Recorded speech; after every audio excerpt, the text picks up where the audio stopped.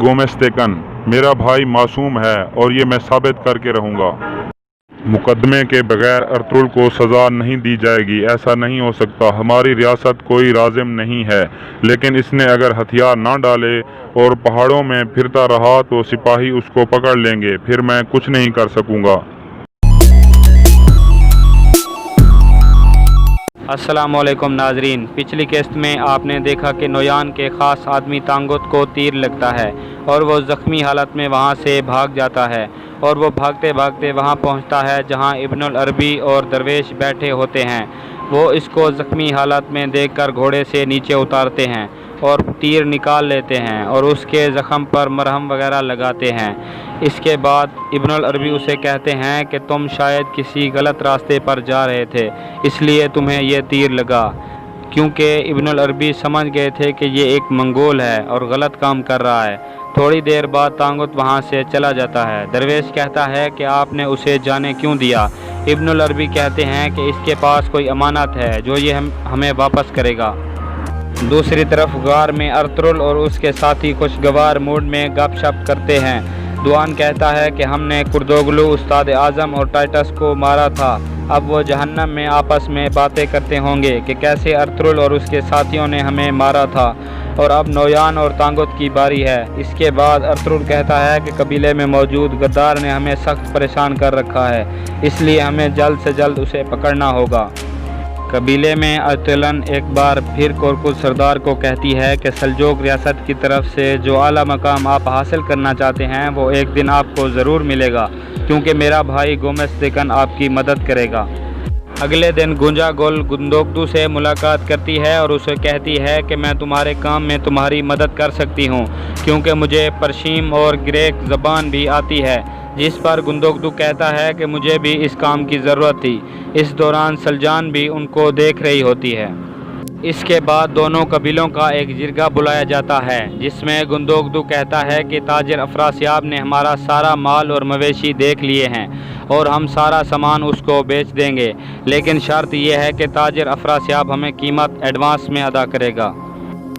इतने में अर्तुलन का भाई गोमेस्तेकन भी कबीले में पहुंच जाता है। कोचाबाश उसे कहता है कि इस वक्त जिरगा चल रहा है और कोरकुस सरदार भी वहीं मौजूद हैं। गोमेस्तेकन जिरगे में दाखिल हो जाता है। सलाम करने के बाद वो सख्त गुस्से से बात करता है और कहता है कि मैं 3 साल से सुल्तान अलाउद्दीन के पास काम कर रहा था, लेकिन अब मेरी ड्यूटी कबीले में लगा दी गई है। लेकिन मेरे पास एक निहायत ही बुरी खबर है। हमारा एक कमांडर आर्तकुश जो इस कबीले में आया था, उस पर हमला हो गया है और उसके एक सिपाही के अलावा बाकी सारे सिपाही मारे गए हैं, जबकि आर्तकुश को नोयान ने अगवा करवाया था और बचने वाले सिपाही ने बताया है कि ये हमला अर्तुगरुल और उनके सिपाहियों ने किया है। इस बात पर सब चौंक जाते हैं और कहते हैं कि अर्तुगरुल ऐसा नहीं कर सकता। फिर गोमेस्तेकन कुछ हथियार दिखाता है कि ये उस जगह से मिले हैं और ये काई कबीले के हथियार हैं। जिस पर गुंदोगदू कहता है कि हमारे 12 सिपाही नोयान के साथ मिल गए थे, हो सकता है ये हमला उन्होंने किया हो।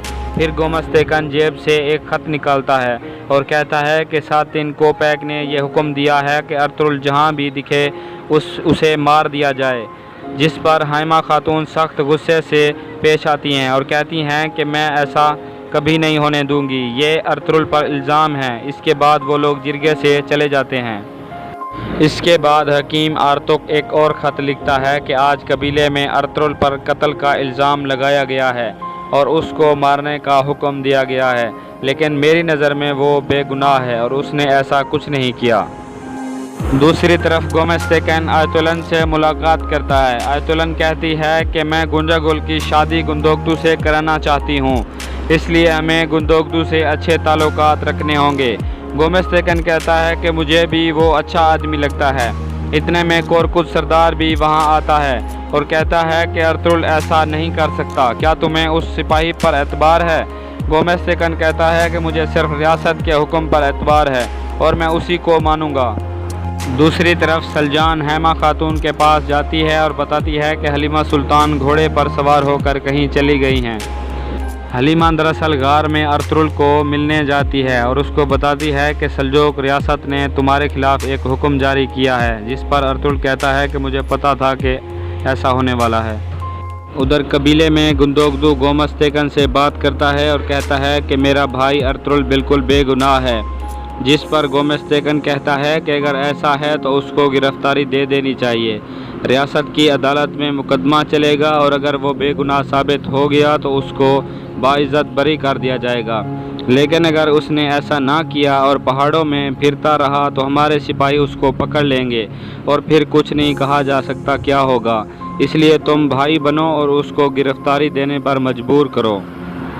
दूसरी तरफ तांगोत जख्मी हालत में नोयान के डेरे पर पहुंचता है। नोयान उस पर सख्त गुस्से से पेश आता है कि अर्तुल कैसे तुम्हारे हाथ से निकल गया, और उसे मारना शुरू कर देता है और कहता है कि तुम्हें ज़िंदा वापस आने की बजाय मर जाना चाहिए था।